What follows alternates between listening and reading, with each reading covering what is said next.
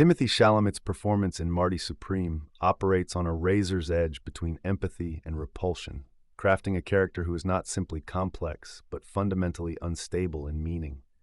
What makes his portrayal so impactful is not just that Marty Mauser is morally ambiguous, but that the ambiguity is active, constantly shifting depending on what we choose to emphasize. He doesn't merely play a flawed character. He builds a character whose very identity is shaped in the mind of the audience. This is shown by his refusal to solve Marty. Chalamet could have subtly guided the audience toward a preferred interpretation, softening harsher edges with vulnerability or undercutting sincerity with irony. Chalamet does neither. Instead, he commits fully to every emotion as if it were true in isolation, even when those truths contradict each other across scenes. The result is a performance that feels internally coherent moment to moment, but deeply contradictory when viewed as a whole. Professional athlete. Really? What sport? Table tennis. Table tennis. That's Yeah. a sport? Yeah, of course it is. I'm here competing in the British Open. In fact, nice. And what do you plan to do if this whole dream of yours doesn't work out? That doesn't even enter my consciousness. This is most evident in how he handles Marty's ambition. Chalamet plays his drive not as delusion, but as something almost spiritual, a singular, consuming belief that he is meant for something greater. When Marty talks about winning, about transforming table tennis into something culturally significant in America, there is no trace of mockery in Chalamet's delivery. That choice is crucial because it legitimizes Marty's dream. It forces the audience to confront the possibility that, beneath all the chaos and selfishness, there is something real and admirable driving him. And yet that same intensity can easily curdle into something uglier. Because Chalamet never distances Marty from his ambition, the audience is left to decide whether that ambition is noble or pathological. Is this the fire of a misunderstood genius or the obsession of someone who cannot see beyond himself? The movie provides evidence for both, and Chalamet ensures that neither interpretation cancels out the other. Marty Mauser. Bailey. Who's that? That's the #1 ranked player in the world right now. He's the British champion. I've already beat him. This is you? Yeah, the chosen one. It's a nice picture, right? Ping pong. Well, I play table tennis. Yeah, I'm here competing in the British Open. How old? They get around the travel ban. Because table tennis is the fastest growing sport in the Asia. It's huge over there. The world champion from 35 to 39. He was the world champion. I beat him today. He beat me, but he's much younger than me. I'm much better than him, much more talented. Your reading of what I am about to say is key to understanding how the performance opens itself up to interpretation. If one views Marty's uncle withholding his money and escalating the situation to the point of attempted arrest as a betrayal, then Marty's previous actions begin to take on a different tone. His theft becomes less an act of pure selfishness and more an act of desperation in a world that has already failed him. Chalamet subtly supports this by imbuing those early scenes with a sense of suffocation. Marty doesn't just look frustrated, he looks trapped, like someone being forced into a life that feels fundamentally incompatible with who he believes himself to be.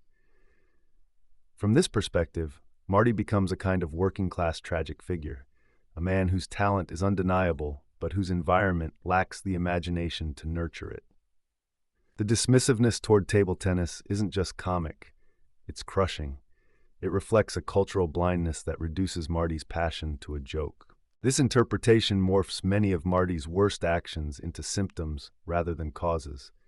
His hustling, his lying, even his willingness to exploit opportunities can be seen as the behaviors of someone who has learned that playing fair will get him nowhere. In a world stacked against him, morality becomes a luxury he cannot afford. Chalamet's performance leans into this by making Marty's schemes feel less like calculated evil and more like reflexive survival. However, the brilliance of the performance is that it just as convincingly supports the opposite interpretation, that Marty is not a victim of his circumstances, but their architect. Chalamet layers in just enough entitlement, just enough disregard for others, to make it entirely plausible that Marty's struggles are self-inflicted. His conflicts with his uncle, his failures in business, his damaged relationships. These can all be read as the natural consequences of his own behavior, rather than the cruelty of the world around him. Can we settle up now? I gotta buy my plane ticket. We'll settle at closing. I wanted to see the travel agent on my lunch break. You'll never come back after your lunch break. That's what you think of me? And When does... But he would have stayed if I asked him You're to. not sick, Mom. He was supposed to give me my money for my flight. Hey, Lloyd, he owes me money. We're supposed to settle up today.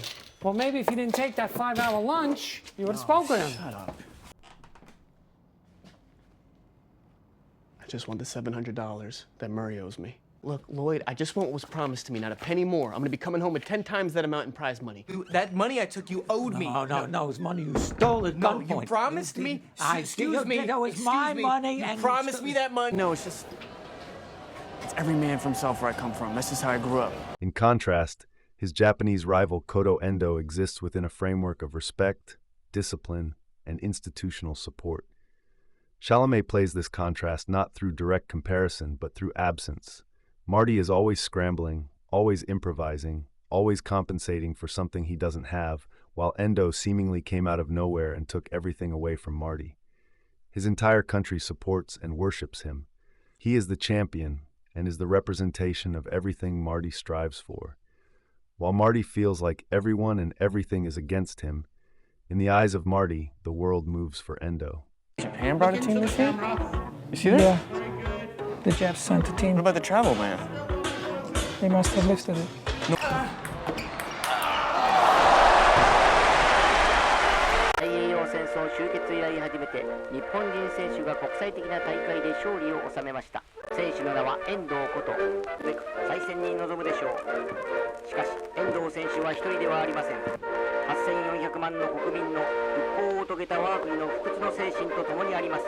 And his relationship with Rachel is also a dynamic, with a disorienting mix of tenderness and manipulation. There are moments where Marty seems to genuinely care for her, where his affection feels unguarded and real. But these moments are consistently undercut by his actions, his dishonesty, his emotional inconsistency, his willingness to use her when it suits him. Chalamet never signals that Marty sees himself as manipulative. In Marty's mind, he is simply navigating a complicated situation. This lack of self-awareness is what allows us to split. Some will see a flawed but sincere man, others a deeply toxic one. Your interpretation of Rachel as an active participant rather than a passive victim is also enabled by Chalamet's performance. Because he never fully claims moral high ground, the movie allows space for her duplicity to register as equally significant. Their relationship becomes less a story of victim and abuser and more a portrait of mutual dysfunction, two people using each other as a means of escape, each contributing to the other's downfall. Chalamet's Marty is not dominant in the relationship so much as he is entangled in it, which complicates any attempt to assign clear blame. Yelling at me, and he was really mad, and he was ripping my clothes, and He did this to you? he was really scaring me. I just didn't know where else to go. Is this makeup? Hold on. Just wait, because I can. The same duality applies to Marty's professional life. His refusal to throw the match against Koto can be read as the clearest evidence of his integrity, a moment where, despite everything, he draws a line. Chalamet plays this scene with visible anger, but also with something like wounded pride. It feels less like a calculated moral stance and more like an instinctive rejection of humiliation. Again, the question arises, is he defending the sanctity of the sport or his own ego within it? It is up to interpretation. Even his humiliation at the hands of Rockwell by way of public spanking can be perceived differently. On one hand, it underscores the extent to which Marty is willing to debase himself in pursuit of his goal, reinforcing the idea of a man crushed by circumstances yet still pushing forward. On the other, it highlights his complicity in his own degradation. No one forces him into these situations entirely. He chooses them because the end goal matters more to him than dignity. Play better than You Endo. want me to lose? You made Endo a national treasure. Why are you showing me this? Do you think this makes me want to lose? It makes me want to win. Care less. I don't care about table tennis. This is theater. What are you worried about? My reputation. I want you to bend over that chair and drop your pants. Are you for real? Your reputation? Yes, it's my reputation. I don't want to throw my reputation in the trash for you. I'm not doing it. This one is for my son. By the time the movie reaches its end, Chalamet has built a character who resists resolution. Marty's final victory, a legitimate win against Koto, should, in a traditional story, serve as redemption. But here it feels more ambiguous. Yes, he proves himself. Yes, he gets the fair match he's been chasing. But what has it cost? And perhaps more importantly, what has it revealed? Has he achieved something meaningful or simply validated his own obsession?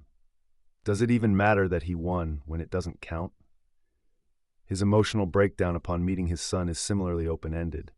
He plays it with raw vulnerability, stripping away the bravado that has defined Marty throughout the movie. But even here, interpretation remains fluid. Is this the moment Marty finally understands the consequences of his actions? Does this baby offer salvation? Is he happy to be a father? Or is he sad that he realizes that he can no longer pursue his ambitions? Does the birth of his son signal happiness or sadness?